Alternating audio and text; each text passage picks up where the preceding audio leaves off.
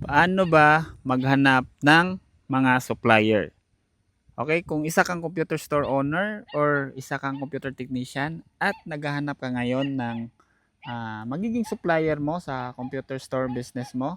So ito lang yung dapat mong gawin. So una mga boss, no, lahat ng mga suppliers ngayon, lahat ng yan, pwede mo silang mahanap sa mga mall.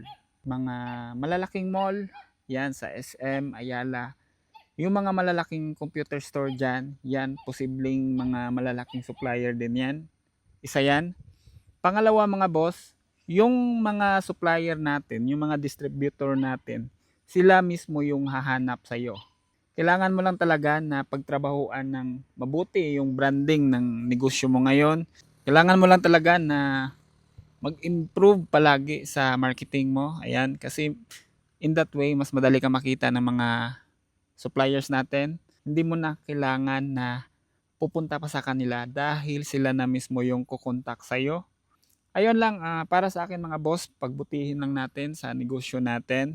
Lupitan pa natin sa negosyo natin and time will come yung hinahanap natin na mga suppliers ay sila na yung kukontak sa atin. So the more na mas malupit ka sa negosyo mo ngayon, the more na mas malawak yung reach ng negosyo mo ngayon, mas madali ka nilang makita.